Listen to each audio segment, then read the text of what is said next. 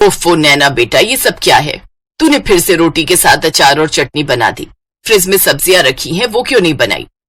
माँ आप जो बनाए खा लो ना। आपको पता है सब्जी बनाने में कितना टाइम लगता है। पहले उसको धो, छीलो, काटो और फिर बनाओ। इतनी देर कौन गैस के पास खड़ा रहेगा? ना बना, मेरे बस की तो नहीं है।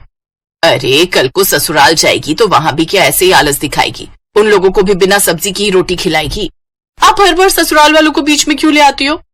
और इसीलिए तो आपसे कहती हूँ मेरे लिए कोई बड़ा ससुराल ढूंढना जहाँ नौकर चाकर हो, ताकि मुझे ना ये सब ना करना पड़े। ऐसे ही कुछ समय बीत जाता है और नैना के लिए एक बड़े घर का रिश्ता आता है और कुछ समय बाद नैना ब्याह कर अपने ससुराल चली जाती है। शादी के अगले दिन उसकी पहली रसोई की रस्म होती है। वो रसोई में जाती है तो वहां का गैस चूल्हा देखकर हैरान रह जाती है। हे राम, इतना बड़ा गैस चूल्हा! खैर मुझे क्या, अच्छा ही है, ऐसे जल्दी खाना बन जाएगा। फिर वो तरह तरह के पकवान बनाती है।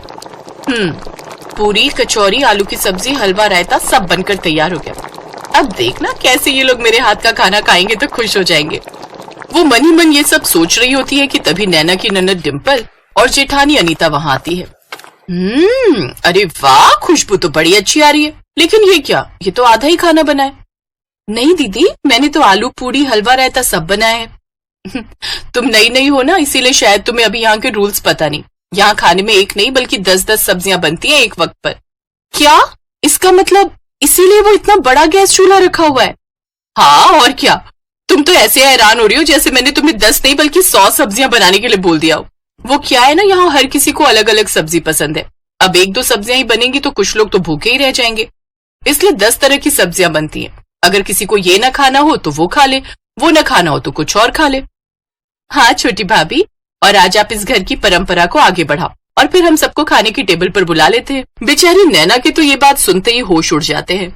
चल बेटा नैना, हो जा शुरू। अब बन जा तू झांसी की रानी और बना डाल 10 सब्जियां।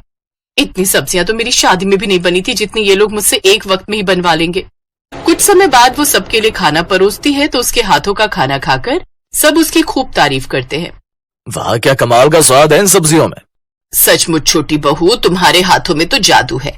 अब से तुम ही रसोई में 10 तरह की सब्जियां बनाओगी। अब तेरा क्या होगा नैना, बड़ी ऐश मार ली तूने माँ के घर में। अब अच्छे से शामत आई है तेरी। ऐसे कुछ दिन बाद बरसात का मौसम शुरू हो जाता है।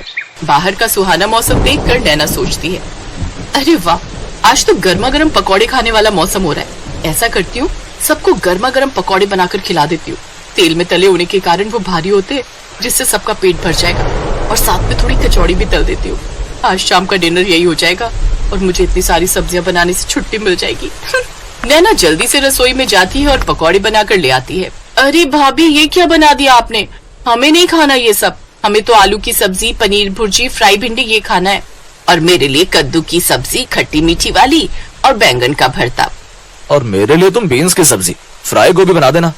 और साथ में अरबी की सब्जी, कमल ककड़ी की सब्जी, और हाँ, करेले भी बना लेना। हे भगवान, इन लोगों में अक्ल नाम की चीज है कि नहीं। बारिश के मौसम में जहाँ सब इस तरह का चटपटा खाना खाने को तरसते हैं, तो वही इन लोगों को अभी भी 10 तरह की सब्जी खानी है। हे भगवान, ये कहाँ आकर फंस गई मैं।